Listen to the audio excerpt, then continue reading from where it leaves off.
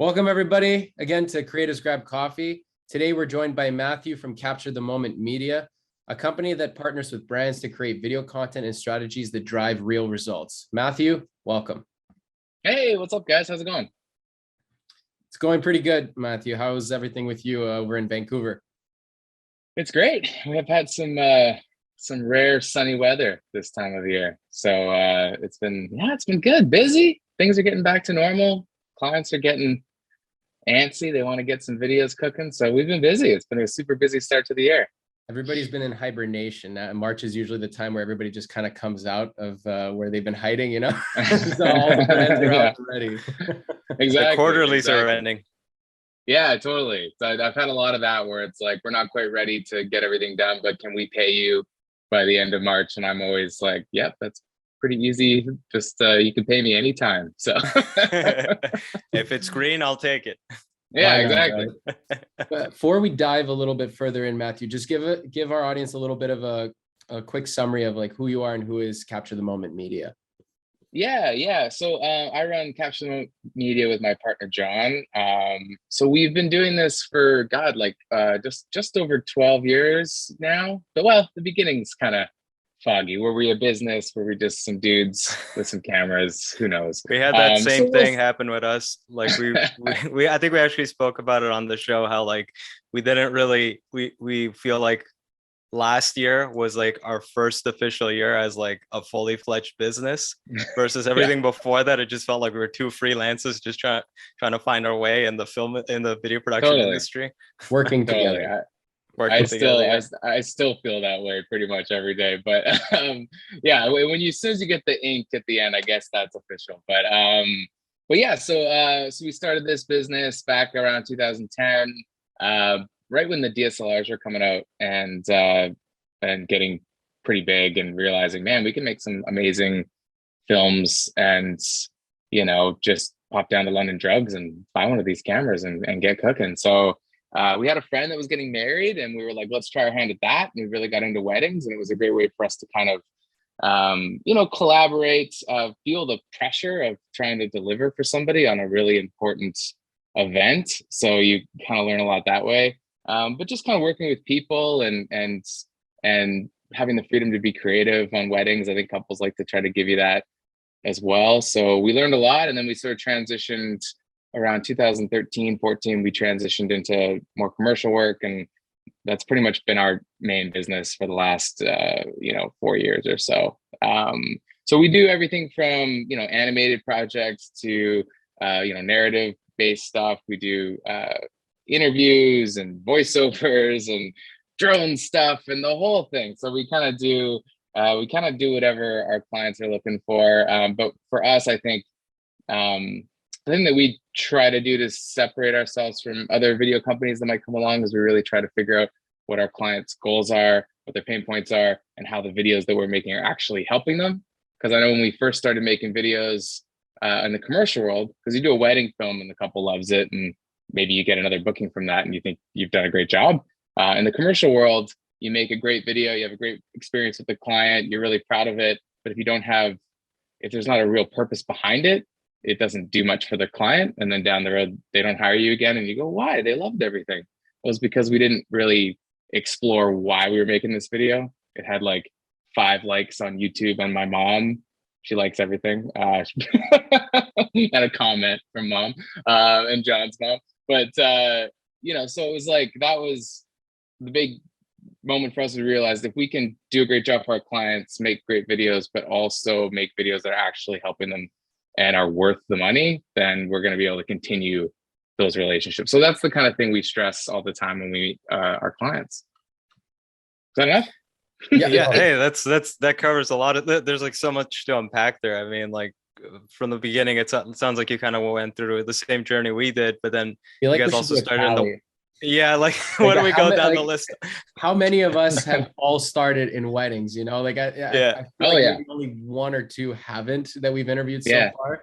But it's just really funny to just see that that's always like kind of like the first steps. And I even remember when I first picked up the camera, I was thinking to myself, yeah, maybe weddings, that's a good place to start. Oh, really? You thought that from the beginning? I didn't even cross my mind.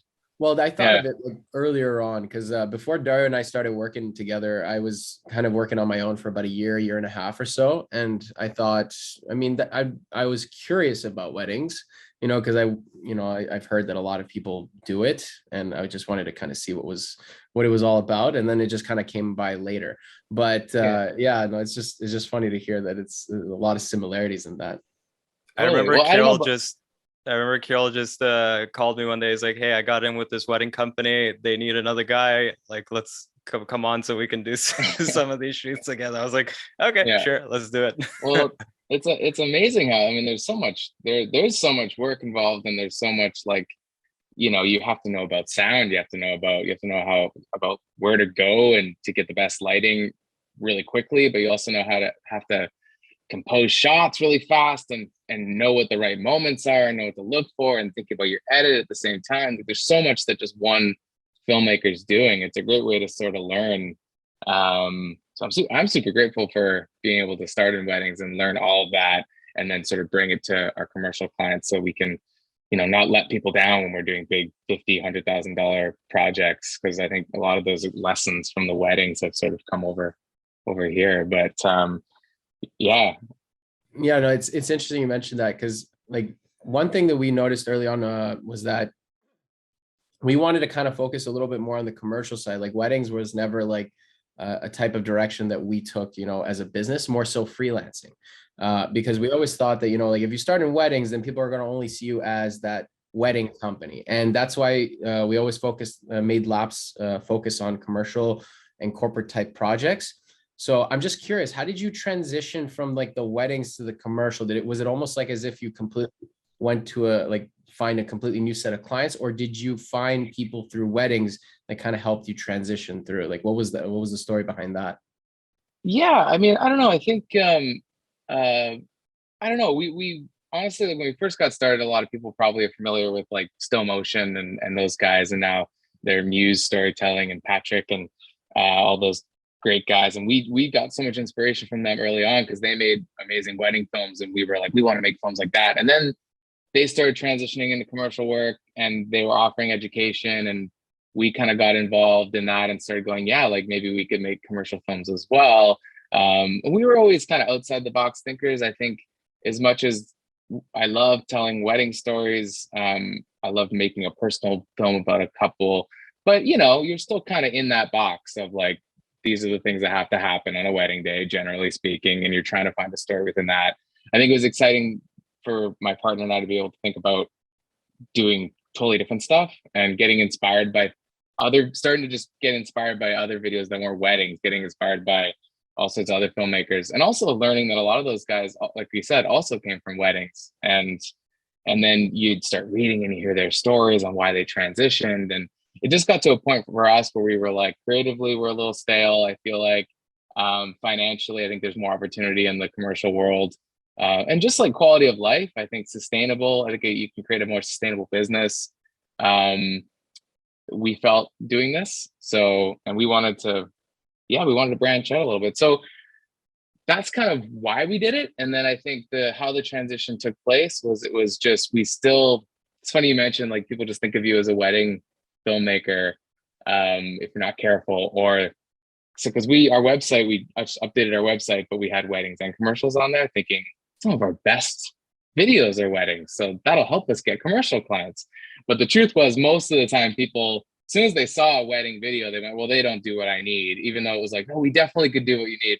And then I found wedding couples would come and see a commercial film and go, oh, they're not really like the wedding people. And so we were kind of like in no man's land. So yeah, so it wasn't the best. And I had talks with clients who were like, we were so close to not booking you guys because we saw weddings, and thankfully we talked to you and realized you were cool. And so anyway, so we split up our websites, and then eventually just decided, let's just stop doing weddings completely, just kind of phase that out, and then just fully focused on the commercial side of the business. And yeah, I mean, I still enjoy doing the weddings, but I haven't done, since we had a couple booked in 2020, and those are going to be the last ones. And then COVID hit, and I didn't do a wedding for a couple of years. But I think, just the commercial work has just provided so much more opportunity, so much more chance to be creative and to work with other creatives and contractors, and it's been a great move. So yeah. You get your weekends back too. Isn't that a nice benefit? Yeah. Well, you guys, I have some kids and a wife. Or you guys have kids, wives, any? We have girlfriends. We're not there yet. Nice. Well, that's funny. Like, because I used to work in the film industry when I first started out, and I didn't have a girlfriend and was just kind of like working those 17 hours a day and just kind of running around. And then once I met a girl I wanted to hang out with more, I thought, I love filmmaking and all that, but how do I find a job where I'm not gone, every single hour for an entire week, So that was kind of, I think, why I got into doing the wedding stuff. And then, like you say, I want the weekends to spend with the family, and now commercial work, I can work during the week, and it's great.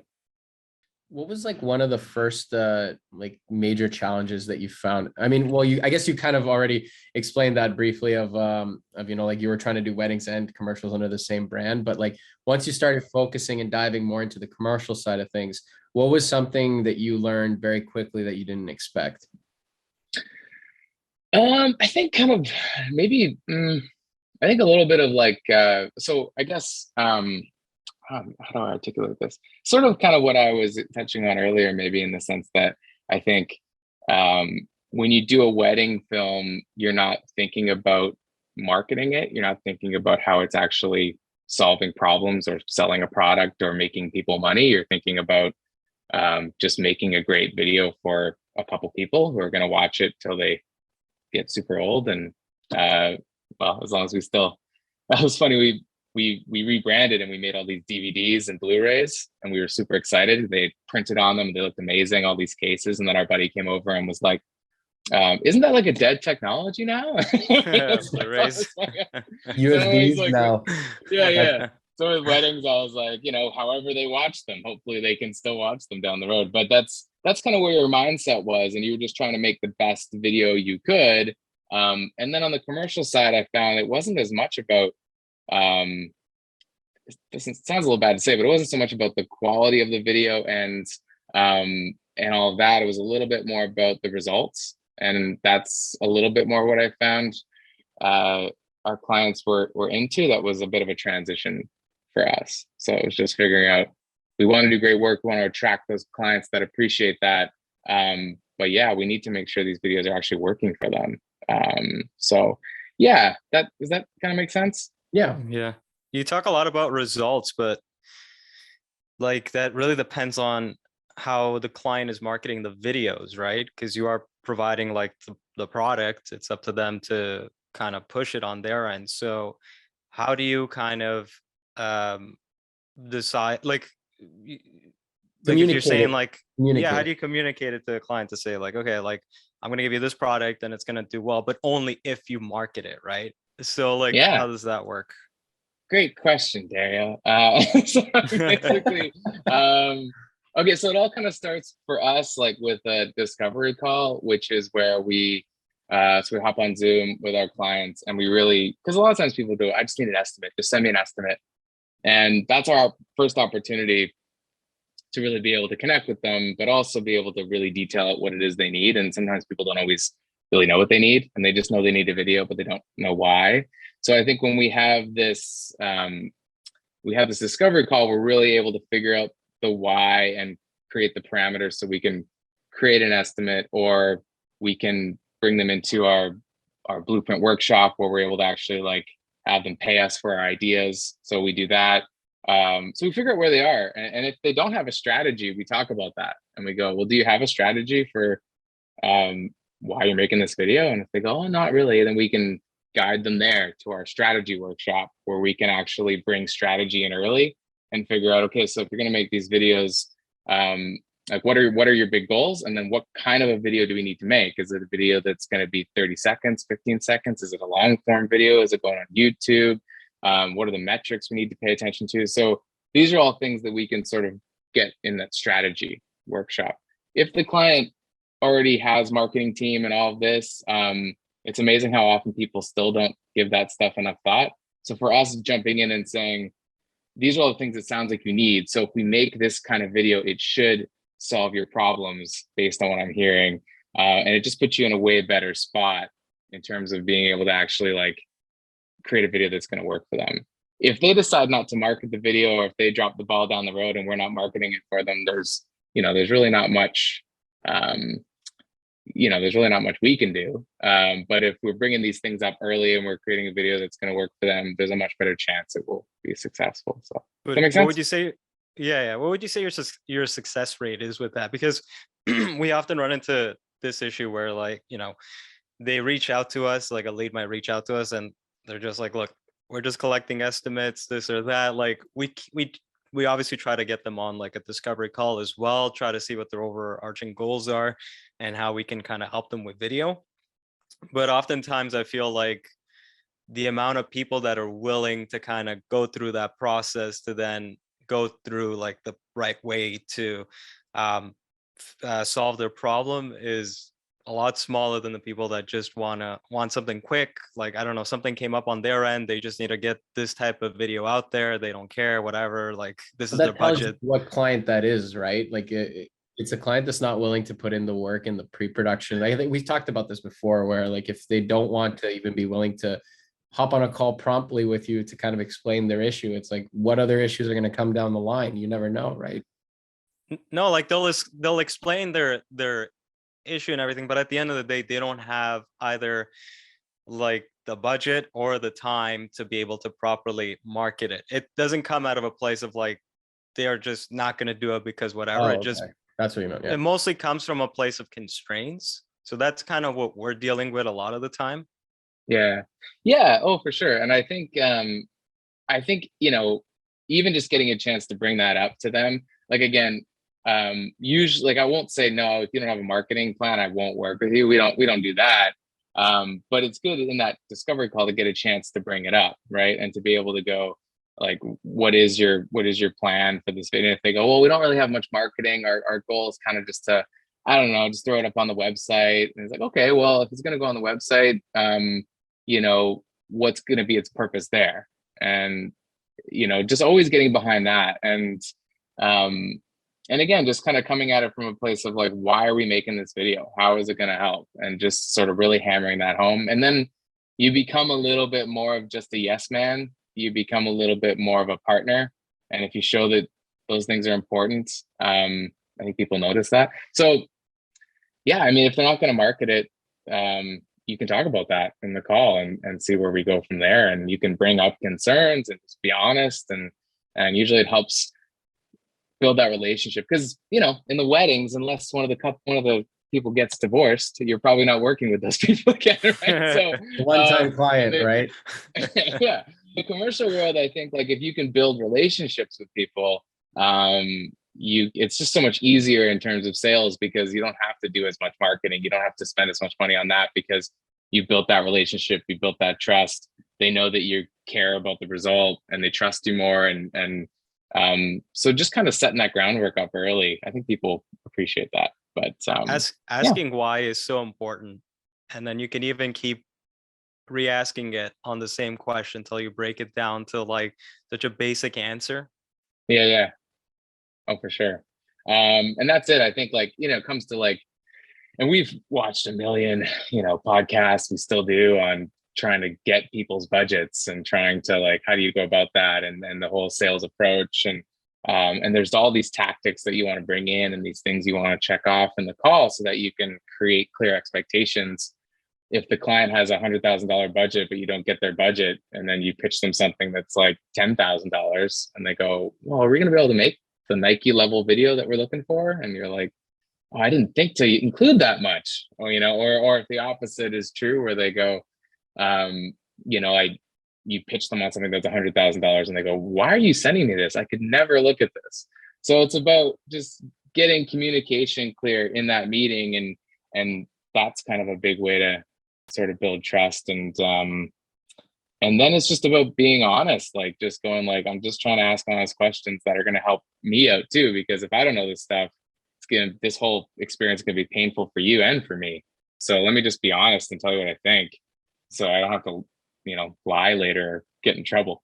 So, you know, a good example of that actually is something that happened recently where one lead reached out to us about potentially creating 12 animation videos, and they wanted to do it all by April. And so for context, it's March 10th right now, and they wanted 12 animations done by early April. Let's give them April 7th even. In your professional opinion, is that doable? Yeah, no, it's tough. Yeah. That's like, not, but like with character animations, not easy ones, like character animations, and all that kind of stuff.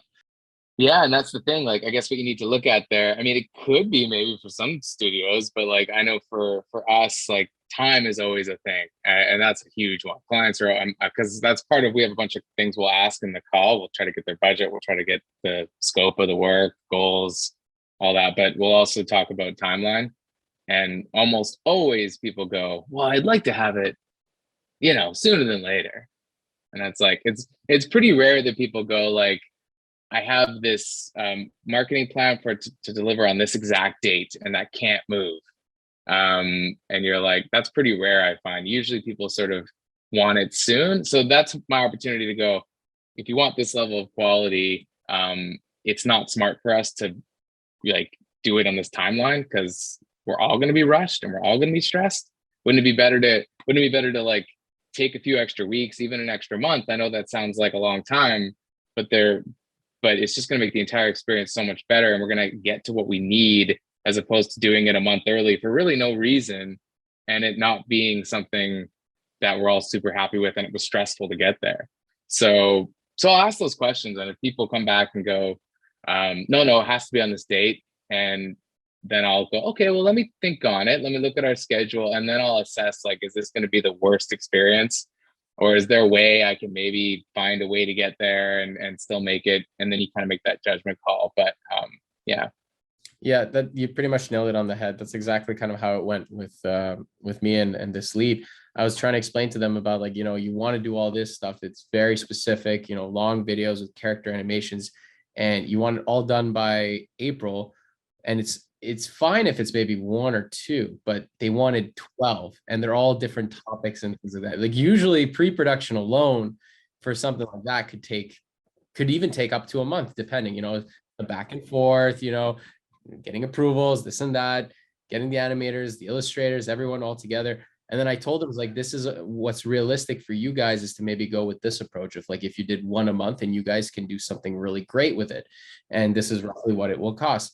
And I told them, even if you're looking at other companies, you know, I'm just letting you know that's probably what you should expect if you want a good product. Like, we don't do animations that often as a company. We're dipping into it a little bit more, and we work with a few different animators. So we already had like a few people we wanted to recommend to them, but I think they found someone already to kind of go with. So I don't know what that ended up being. Oh, they found someone. They did. Well, they said that they chose. I actually got the email this morning where they're like, well, we've decided to go another way, you know, that typical email from a client. And it's like, okay, I mean, I hope it works out for you if you got someone to do it for 12. Was it? There's one podcast I listen to. It's called or it used to be called Studio Sherpas, but they've like changed. I don't know if you're familiar with those guys. I think they changed it to the Grow Your Video Business podcast. But basically, that they talk about these kinds of things all the time, and that's fun to get into. But like in that situation, right? You've met the client, you were honest with them about what you think this requires. Some other company came along and just was hungry and they wanted the job, and they probably didn't think about the expectations of it all, and they probably got in over their heads. That's a good chance that's what happened. And they told them everything they wanted to hear, and then that client was like, okay, great, we'll hire them. It's really good to be able to have a system where you can follow up with that client in a few, like when you know that. And when usually what we do is we'll go, okay, so you know when that project is due. So you told me you needed it in a month or whatever, right? So we have a platform we use called Pipedrive where we can keep track of all of our clients as they come in, and then we can, I can send you guys a link to it later, but, and then you can schedule follow-ups and tasks just in there. So you keep it away from your other sort of, platforms that you're using to schedule projects. You keep it as its own thing. And then you go in and you go, in 1 month, I'm going to follow up with these people. and you have like a canned response, and then you customize it and you go, well, how did that project go? I'm just curious. Like, did it all get done on time, and were you super happy with how it looked? And almost always in those situations, people go, oh, you know, we decided to hold off on it and not do it. Or, you know, and the best scenario for your business, sad for the other guys, is for them to have a bad experience and go, yeah, it was just really rushed, and it, you know, it just didn't really work out very well. And then you can go, okay, well, if you're still interested in that, guide them somewhere else, and then like to bring them back into your pipeline. And so, you know, just if they're not going to do what you think is going to work, find a way to sort of prove them that you were right later. A nice way of saying I told you so, right? Yeah. And then those guys can go, oh man, like we're trying to do more webinars now. We're just going to start to get into that, but like guide people to that kind of stuff and go, this client should have had a strategy and they didn't. Let's have them come join our free webinar where we can talk more about that and build that trust. And then maybe one day that client will go, I really want to book a strategy with you guys. And now they become a great client. So it just takes time. You just need to have a lot of, I don't know. There needs to be a lot of fish in the pond, I guess. And yeah. But. The webinar idea is pretty genius, actually, because it is better than just saying like, I told you so type of email response. It's kind of like, hey, like I kind of mentioned it might go this way, but luckily we do these like webinar events and I'd love for you to join. That's actually really smart. I like that idea. When did you guys start that? Well, we've just started to do it now. Like we're actually prepping for our first one in April. So, you know, my mom might be on it and a couple other people, but you're going to get at least one like. Everywhere, right? Is she going to see this? Is she going to be the first one to comment on this podcast video? Share it as well. Yeah, totally. I was on the TikToks, but yeah. But no, I think it's something like, you know, we're like so many other, we're like every other business. Like you're so busy working in your business, and right now is like the busiest start of the year that we've ever had, but we're still trying to like reach those business goals. So we always try to make sure we're creating time for that. And the webinar was one of those things, solving that problem. Like instead of being kind of douchey and going like, how did it work out? And they go, not well. And they're like, well, you should have listened to us. Peace. It's like, instead of doing that, you can be like, oh man, that's too bad. You know, like I think we had talked a bit about strategy. We actually have a webinar coming up in a month. Like here's a link, you can join. It's like a half hour. It's free. You get a few things out of it. And you know, I don't know, that might help. And boom. And then it's like, you're giving a service and you're not coming across as douchey. And maybe one of those people does actually join the webinar because they've already met you and they still realize they need video and blah, blah, blah. So I'd rather be the one, like I'm going to work with a client and make a few bucks, but then it's going to be a terrible experience and they're never going to want to work with me again. I'd rather be the guy that doesn't make that money now, but long-term develops it into a good relationship, right? So anyway, you're using a strategy. It's a smart approach. Yeah, and I like also what you mentioned about you know, like sometimes we tend to focus a lot more like a lot on the client projects, but you know, it's sometimes difficult to also focus on on working on the business itself.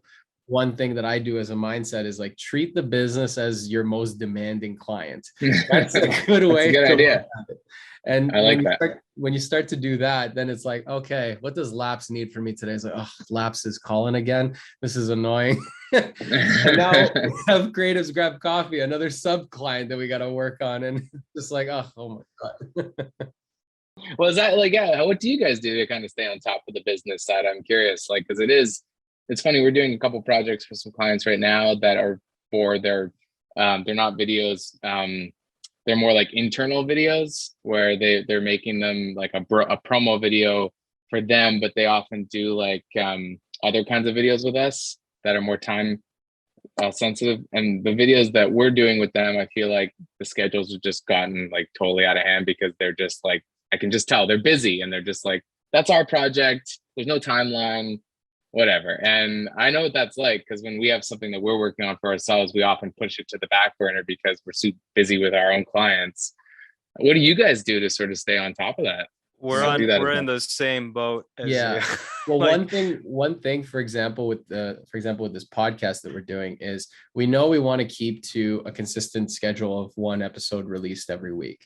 So that's at least our goal to keep going. So we noticed that February, March, it's like, not that it was downtime, but we had a little bit more open days where we can start scheduling more and more guests. So like, for example, we had like 3 or 4 in February. In March, we have like about 6 to 8 different guests as well, that including yourself, that we're interviewing. And that way, you know, like no. March we have 9 guests total. Okay, tomato. But the point is, we've Big done difference. more than say four for that month, right? So like, if ever we need, like, we'll always have enough content ready to go. If say there's like a very busy week where we can't schedule an interview, then we can still have enough content to kind of put it there. So we're trying to kind of maximize out our time when there's like a little bit of a break between major client projects, because January we were busy. We didn't have time to work on anything for the business. And so now we realize, okay, if in case a project like that comes around, what can we do so that the business can kind of keep, you know, moving forward a little bit more without us needing to be like fully dived into it at that moment. That's like one example of how we're kind of trying to do that. Kyrill's painting a very flowery picture, but the honest truth is that we're trying to find our grounding, because especially with the relaunch of this show, I think this month has just been a process of trying to see how we can fit it into our schedules where it's like it doesn't get pushed off as soon as something else comes in. So yeah, we are kind of trying to do a lot of guest episodes now, at least the shooting aspect, since we have a bit more downtime. I know it's going to get busier in the coming months. So there's that. And then we have to like edit once a week. So we're still trying to find our footing, but so far it's smooth sailing. Like the way we're kind of dividing it up is we are focusing a lot on this show. And then for our own content, we have a series of vlogs that are planned, and we're trying to kind of do more like shoot several of those in one day, just so we don't have to worry about scheduling those in and whatnot. But it's a struggle, man. Like anyone that says like, oh yeah, I have it down to a T, I think is lying. Like there's so much that comes up. Like this morning, we were just going back and forth on like trying to figure out these like small little things for this show, like the thumbnail covers, and that took a little bit of time too, and that was like 2 hours wasted. It all adds up. Yeah, it's like it's 2 hours wasted. But you know, I think once, like for example, once the show is like after this month, I think we'll have everything kind of like what do you call it, Kyrill? Like we'll have everything kind of not automated, but it's kind automated, of like, it's kind of like ready to go. We got a system in place, like a structure for it to system in place. But I think it's a matter of just finding a system for each task that you have to do. And I mean, with each episode that we do, there's one extra thing that gets added to the list of things you need to do for the business. Like I remember when we had Judo from Black White Media, he was talking about proposals, and that was like the big takeaway from that. So we're trying to work on improving our portfolio. Our ideas are a curse. Proposal game. And then now you're mentioning webinars. Now you're mentioning webinars, and well, you hit on a good point, because it's like I think some people might think, well, if you're busy, because it's like I'm so busy, I can't work on my business. People might go, well, why? Who cares? You're busy. You're making money. But it's like, yeah, but busy. I've always sort of thought busy isn't good if it's not like if there's no structure to it, and it's chaos, and I'm just so busy just bicycling around to get stuff done, and I don't have any systems, and I'm an everyman, and I'm doing everything. I'm emailing everybody, I'm exporting this video, and I'm just cleaning my camera lenses because I'm going to go out and shoot this thing, and I'm like doing everything, and then I have no life, and I'm grumpy, and it's like, well, you're busy, you're making money, aren't you happy? It's like, no, I'm not, because I don't the business isn't where I want it to be, and the only way I can get it to where I want it to be is if I spend time on the business. How do I do that, right? So busy is like a relative term, right? Like people, well, busy's good, and people always say that, well, busy's good. It's like it's good, and it also is terrible. It depends on your point of view, I guess, right? And that's always been my big thing. Yeah. I thought of another analogy. It's like it's like when you're working, and you haven't worked on the business, it's like neglecting your kid, It's like you come home, it's like you haven't seen your kid in weeks. It's like, oh, when did you lose a tooth? Oh my God, what's happening? Yeah, exactly. And that's when you have kids and you're working like crazy, that's what happens. You neglect your kids.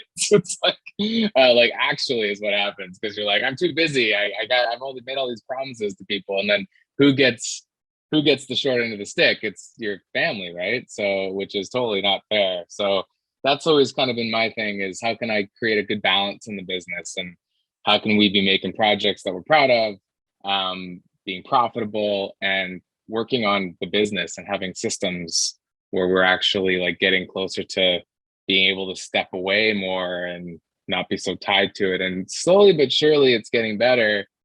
I think the last few months of crazy busyness has been a good example of that, where I've still been able to, I know my kid's name still. And it's like, I always think about that scene in Home Alone when they're in the bus and he's like, Eddie, he doesn't even know who his kid is.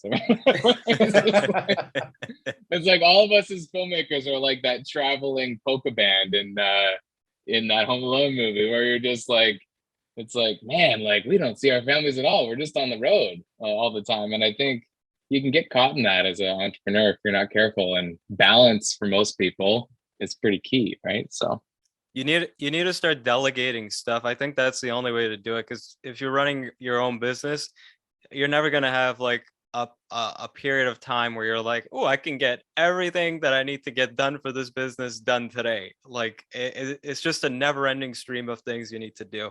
And I think if you try to do it yourself, good luck, because you're going to sacrifice time in other places. So I think, being able to delegate tasks to other people is the only way to really get on top of those things. But there's always going to be something else that you need to do that you just don't have time for. And because of that, you have to learn to delegate, as you mentioned, because before when we were freelancing basically together, we were basically working all the time, weekends as well, odd hours as well. And it was just kind of tough to get that balance, as you were mentioning. There was no system in place to kind of separate the work from the personal. And once we started delegating more, especially like giving a lot of the editing work to other people to do, that opened up so much more time. And that's why we now have the energy to be working on content for ourselves and for, like, for example, this podcast show. Because if we were also editing the whole time, when are we going to have the time to do anything else? And like, I feel like one thing we noticed with your business is you guys have really grown a huge team. Do you feel like that's really helped kind of take a lot of the pressure off of you now? Yeah, I think so. And just trying to have and continuously working on systems so that, like, it's great to have somebody help you out, but if they're not doing the job right, then what's the, it's like, what's the point? You're just paying them for something that it's, you always have that feeling, can you do this? And then you look at it and you're like, oh, it's not right. Yeah, I'll just do it. And it's like, you need to take time to build systems out and go, I have an entire workflow from, discovery call all the way to the very, very last thing that we do, that every single task is detailed out with why we're doing this, who does this, links to different apps we need, canned emails, so that we're just trying to like refine it as best we can. So systems are huge. And then, once you can create those systems and your business is doing okay, you can bring some people in and drop them into those systems. And so that's been helpful for us. And it's totally an ongoing process to try to make it work. But spending time on those systems has helped for sure. So because when we were first kind of in like 2013, 14, we got an office. Wedding business was going amazing. And we just finished. We just went full time. We quit our other jobs, and then we got an office. We hired like 5 people, and we just were like, let's do this. We're like a big time video business, and it was like totally not the right thing to do. Like, we'd have a meeting in our coffee shop being like, oh man, like I don't know how we're gonna pay all these people, and like we just got way in over our heads, right? And it was just like totally just vulnerable, being honest. And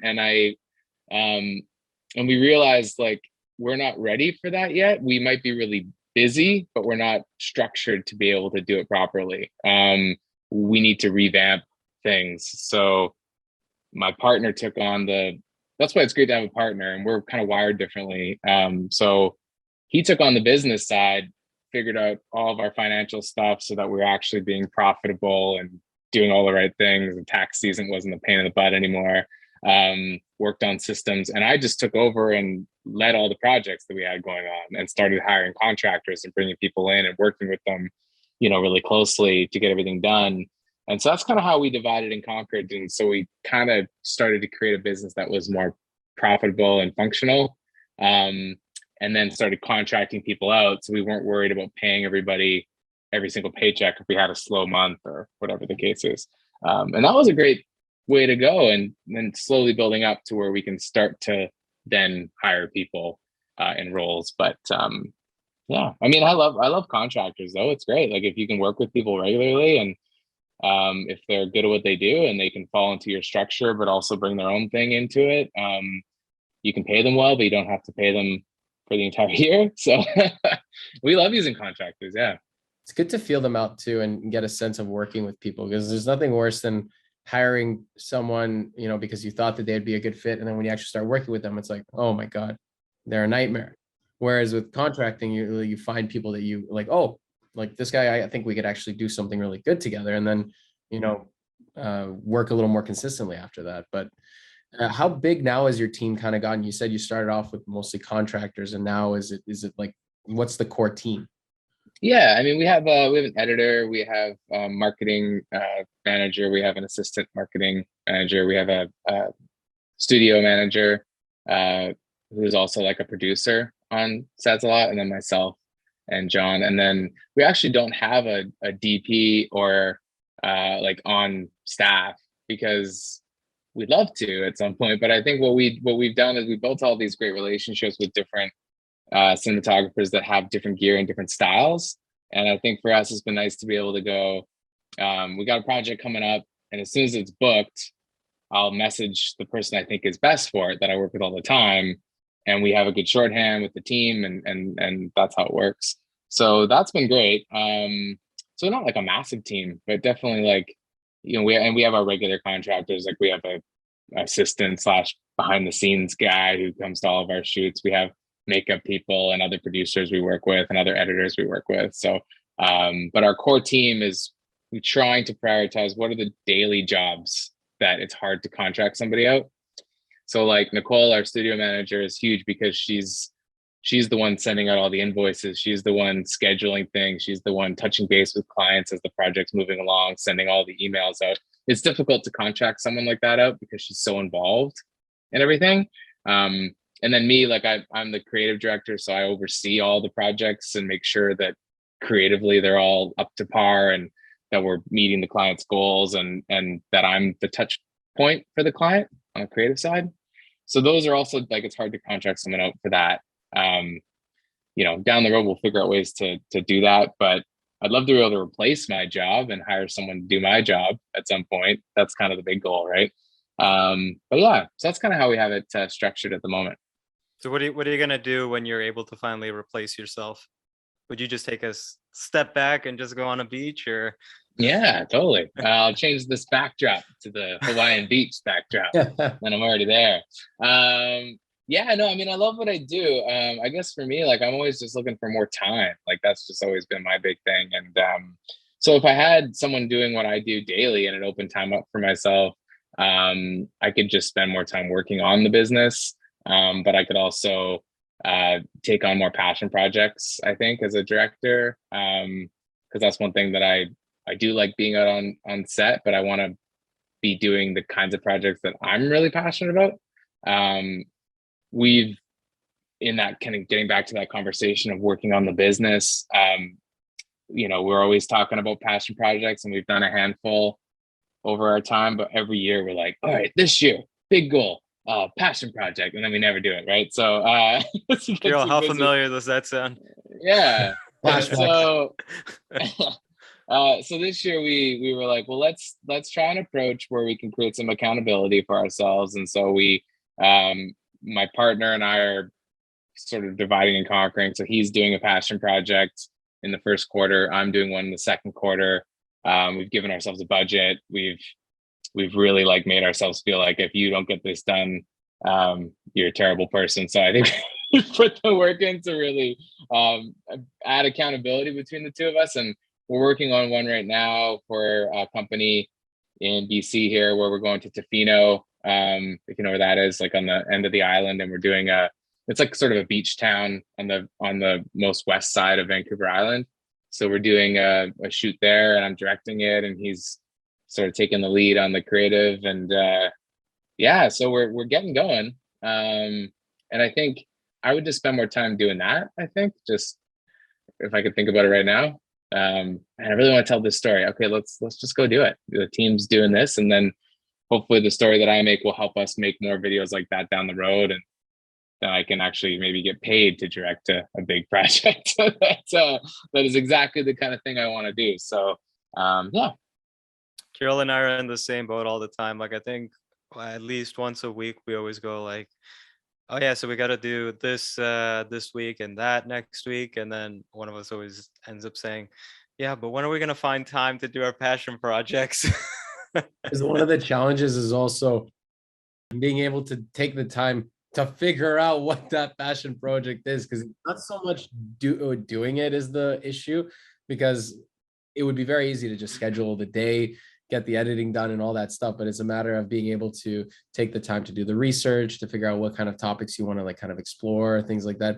Because one thing that we want to do is also short documentary work. So, and that is more like that needs a little bit more research than simply coming up with just a simple creative idea, you know, and just running with it, right? So there's like a mix of things, but you got to find the time.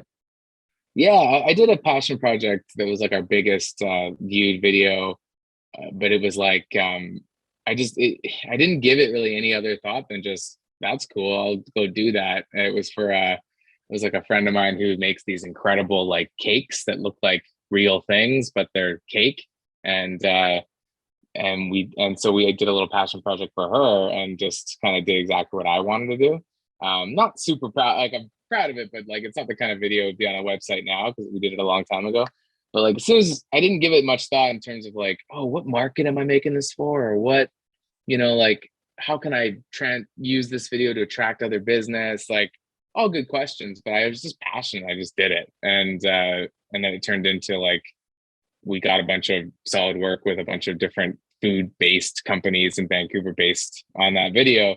But my approach right now is I kind of have 3 months before my passion project.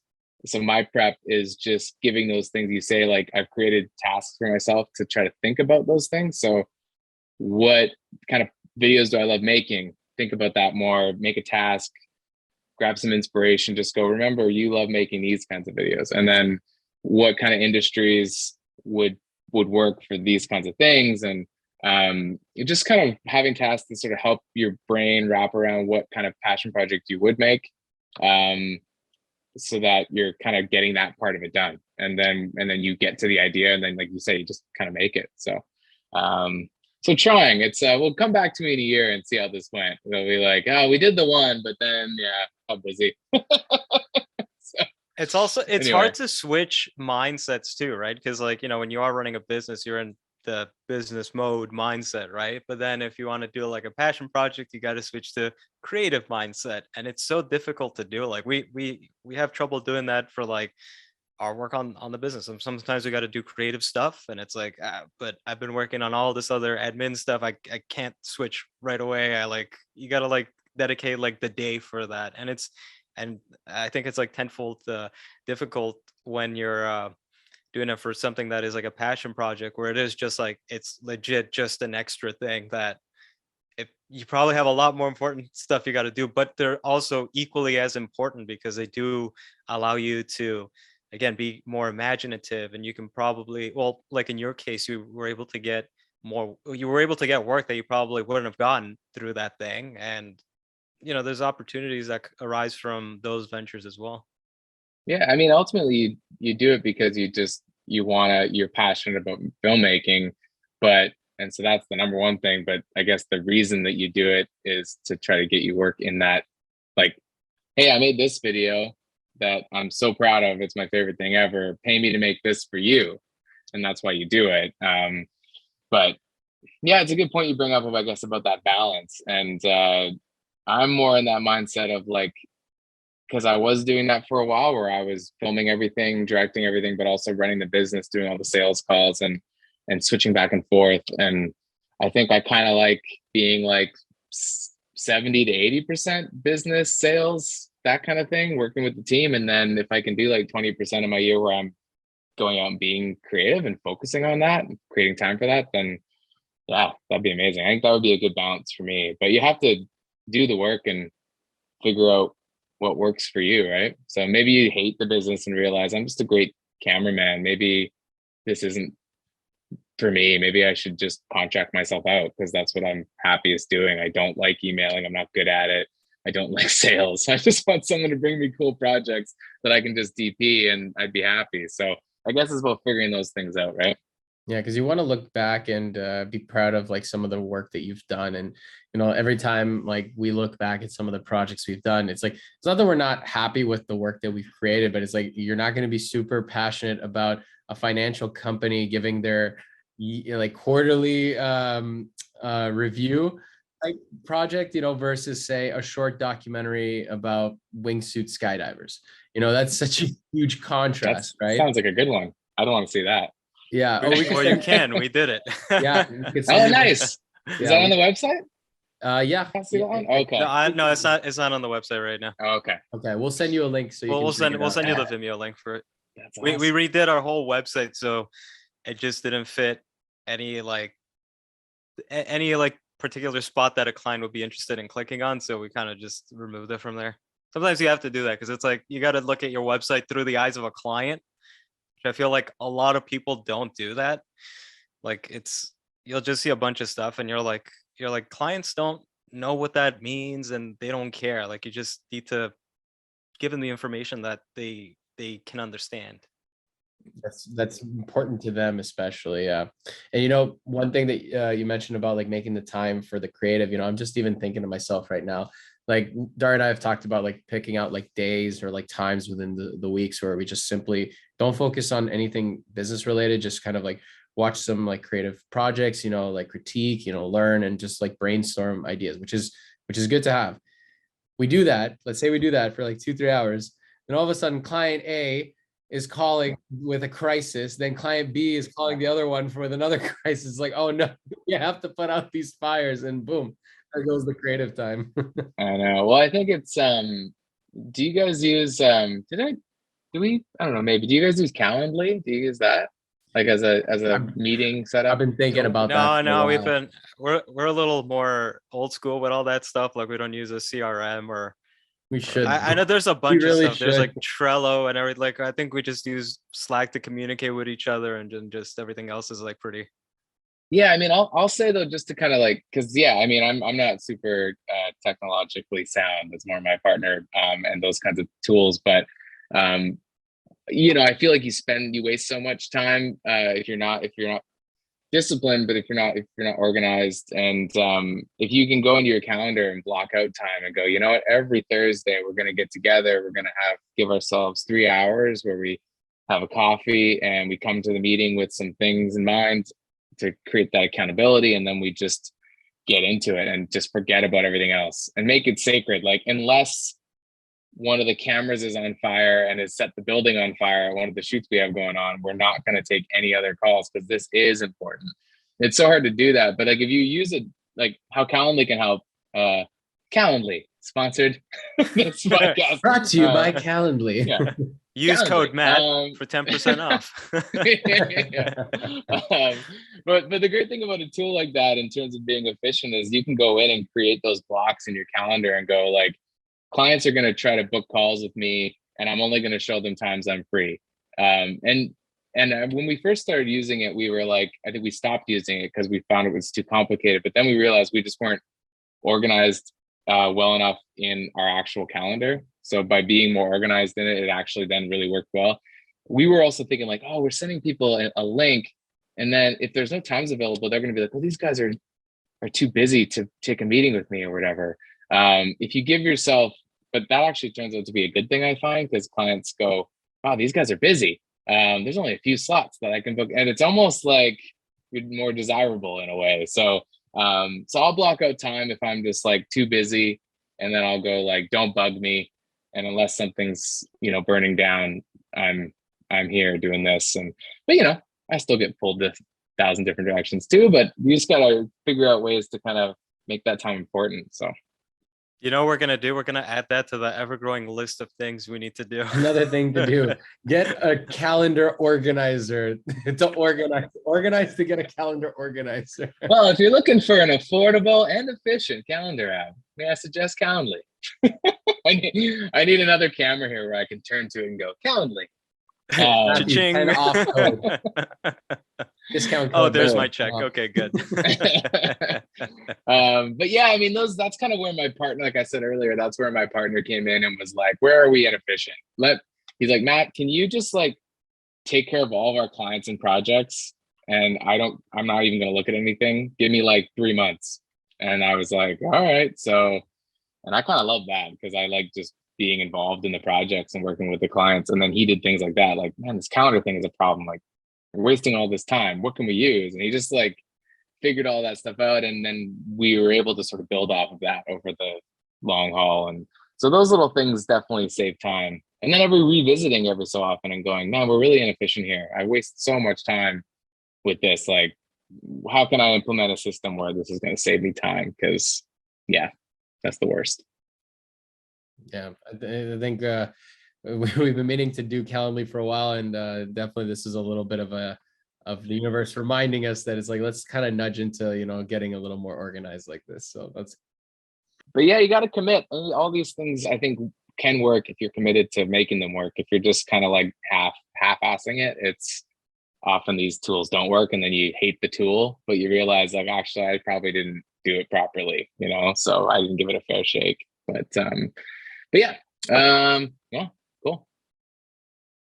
Okay. I can't believe we're already at the 1 hour mark. Yeah, that did not feel like it was 1 hour. Yeah. Like before we kind of like start to wrap things up, one thing we like to ask all of our guests is like, how did you guys come up with the name? Oh man, well, I think we both have different stories, but it's so long ago, and it is kind of like we've been sort of toying with changing the name, but I think it's one of those things where so many people know us as that we've had a hard time rebranding. But we were basically, I think we were just starting out, and we had maybe just filmed one wedding or something, and we didn't know what we were really doing. And then we were looking at the footage all excited because like we actually filmed something. And I think John was like, wow, we really captured the moment. And then we both looked at each other and we're like, huh? That's and the it was name. this really, really goofy, corny moment, but then I guess it just stuck. And then we just started calling ourselves that.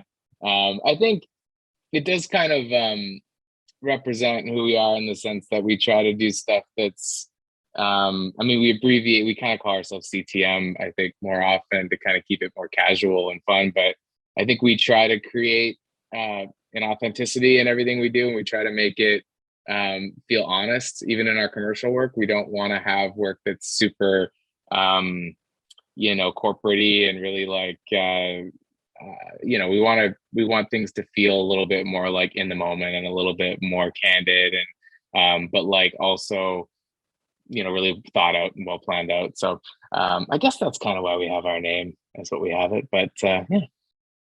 Nice. It's always nice to hear these stories of like how sometimes it's always like a simple thing in passing where people came up with the name. Sometimes it surprises us how simple it is or how complex it can be. Yeah, I mean, I wish we had like a proper marketing person to guide us when we first started up. We were just a couple dudes, just being like, I don't know, we'll go with this, and then it kind of stuck. But same exact story. A couple of dudes were like, we got to come up with a name. We got to get it started, because it's funny you mentioned you thought about rebranding, because we've thought about it many times before, and then it's like, do we really also want to add a lot more work to redoing everything that we've done? Everyone knows us by this name, and especially you guys, you've been around for like 12 years. Like if you were to change your name, like how confused are people going to be that have worked with you in the past? Bro, right? not just people, but Google. Google's like, who are you guys? What the hell? Well, that's it. I mean, so often, usually I ask clients in the call, I'm like, how did you guys find us? And yeah, usually it's Google. I mean, we get a lot of referrals too and things like that. But if it's a brand new client, it's often like, well, I searched you, and we pop up pretty fast. And if you changed your name and you got into all that, it could make Google mad. It'll take you years to get back. Don't even try it. Don't even think about it. Google will get upset if you make it mad with this. It's like, come on. Throw you at the bottom of the Google search results. And they'll do it. That's not a threat. Tony Soprano. Yeah, totally. Awesome. Well, this is fun, guys. Thanks for having me on. It was really great to talk to you guys. Yeah, likewise. Thank you for joining us.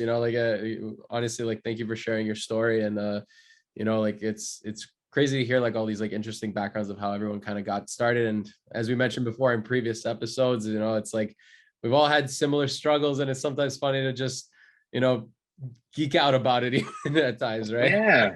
Well, that's the thing. I mean, my especially when COVID hit and you're not out as much, it's like my poor wife, she's the only person I can vent to or talk to. She's just like, I've heard all these things 1,000 times, and I'm not like, yes. That's what they say. They always go like, I know you told me already. Told me this story 3 times already in the last 3 months. So come on. Totally. Well, when I used to work on a TV show, and we had our, it was, people would have smoke breaks, or they'd go outside and they'd talk, and because we were still kind of in a space, but this kind of work, especially too, if you're an editor, or if you're spend a lot of your time, away from the office, there's nobody to vent to, nobody to talk to, nobody to share stories with. And so it's great to be able to talk to other guys that have been in similar situations. It makes you feel like, whatever I'm doing, other people have been through, and I can get some tips, or I can just relate to somebody, and it kind of just makes it easier to keep trucking through all of it. So yeah. We're not alone. We all go through, I feel like all production companies go through 90 to 95% of the same issues and challenges. If everyone thinks it's unique to them, it's it is unique to them, but it's not a unique issue. Your pain and suffering is common. We've all gone through it. Well, yeah. And you sort of get to a point with some things where you try a bunch of stuff and you go there's just no solution. Hey, this is just the way it is. And then you kind of have to stop yourself and go, there's got to be a solution. And thankfully, with things like this, with podcasts, hopefully somebody hears this podcast and they go, Calendly, yeah, that sounds like a good idea. So there's little things that, there's so much information there. Yeah, there's so much. I'm convinced you work for Calendly, because you keep mentioning it too dropping it after every 10 minutes. Oh man, go through your client list. Yeah. I need to have their sticker on my coffee, and I'm just discreetly drinking it. But no, I mean, so much too. I feel like I feel like we actually have to mention in this on YouTube. It's this episode is not sponsored by Calendly. But you can be. It's gonna but we can. We're accepting proposals, Calendly. Yeah, totally. But no, I mean that's why it's great. And thanks again for doing this, guys, because I think these are the kinds of things that build a community, but also just it just gives people resources to be more successful. And if other filmmakers can get tips from other people's experiences and help grow their business, it only sort of helps us all, right? So yeah, thanks guys. This is awesome. Yeah, no worries. Thank you again for coming on. Thanks again, and we'll be in touch. We'll check in again in a year and see where that creative project is at, right? Awesome. Yes, exactly. I'll make something good up to make it sound like we did it. But we're holding you accountable, so now you have to do it. Awesome. Thanks, guys. Okay, Take care.